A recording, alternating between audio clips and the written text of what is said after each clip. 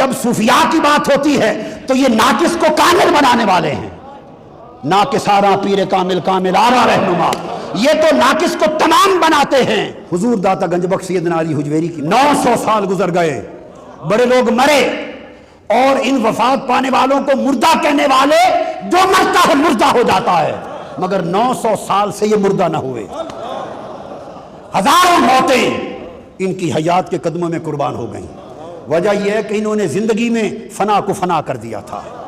حضور داتا گنج بخش سیدنا علی حجویری رضی اللہ تعالیٰ عنہ فرماتے ہیں کشف المحجوب میں، حضرت شیخ ابو اسحاق ابراہیم کا واقعہ. شیخ ابو اسحاق ابراہیم روایت کرتے ہیں کہ میں اپنے اوائل احوال میں، روحانی ترقی کے سفر کے شروع کے زمانے میں، حضرت شیخ مسلم المغربی کی زیارت کے لیے گیا. مغرب میں شیخ مسلم المغربی کی زیارت کے لیے.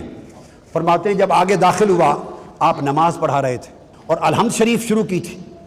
وہ چونکہ مغرب کے رہنے والے تھے، مغرب کے لوگ پرانے بربر تھے، یہ عرب سے تھے. تو فرماتے ہیں جب میں نے سنا قرات کو، لہجے کو، تجوید کو، مخارج کو، تو میں نے دیکھا کہ غلط پڑھ رہے ہیں عربی مخارج کے اعتبار سے. تو میری طبیعت میں کوفت ہوئی کہ لمبا سفر طے کر کے اس کی شہرت سن کے آیا، سفر اور محنت برباد گئی. میں وہیں سے ہٹ گیا. شیخ مسلم مغربی کہتے ہیں کمرے میں چلا گیا. میں پھر دریائے فرات کے کنارے گیا صبح کی نماز کے لیے وضو کرنے. جب وضو کر کے پلٹا تو شیر ایک سو رہا تھا، وہ میری آہٹ سن کے جاگ پڑا. اتنے میں دوسرا شیر جاگ پڑا.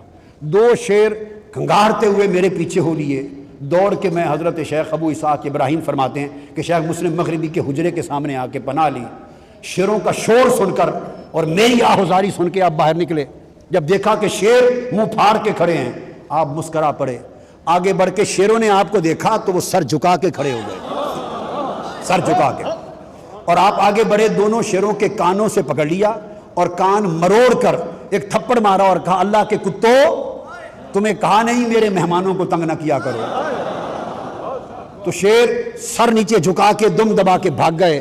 میں نے پوچھا حضرت یہ کیا ماجرا ہے؟ فرمایا تم مخلوق کے لیے عمر بھر اپنا ظاہر بناتے رہتے ہو، اس لیے مخلوق سے ڈرتے ہو. تم مخلوق کے لیے ظاہر سنوارتے رہتے ہو، ظاہر بناؤ سنگار کرتے ہو، اس لیے خالق سے ڈرتے ہو. اور ہم نے خالق کے لیے اپنا باطن سنوار لیا ہے، ظاہر کو مار دیا ہے، باطن سنوار دیا ہے. اس لیے مخلوق ہم سے ڈرتی ہے، ہمارے تابع ہو جاتی ہے. سو جن لوگوں نے اس وادی کا سفر نہیں کیا ان کی سمجھ میں نہیں آتا کہ یہ عرس کیوں ہیں. یہ عرس ان اللہ والوں کا ذکر ہے، اور وہ اس ذکر کو اس لیے ختم نہیں کر سکتے کہ حضور داتا گنج بخش کا ذکر اللہ کی عزت کی قسم یہ ولی کا ذکر نہیں، یہ خود خدا کا ذکر ہے. مسند احمد بن حنبل میں روایت ہے، امام طبرانی نے المعجم الاوسط میں روایت کی، مسند البزار نے روایت کی، امام بہقی نے روایت کی، مجمع الزوائد میں حسمی نے روایت کی، تمام ائمہ اور محدثین نے روایت کی حدیث.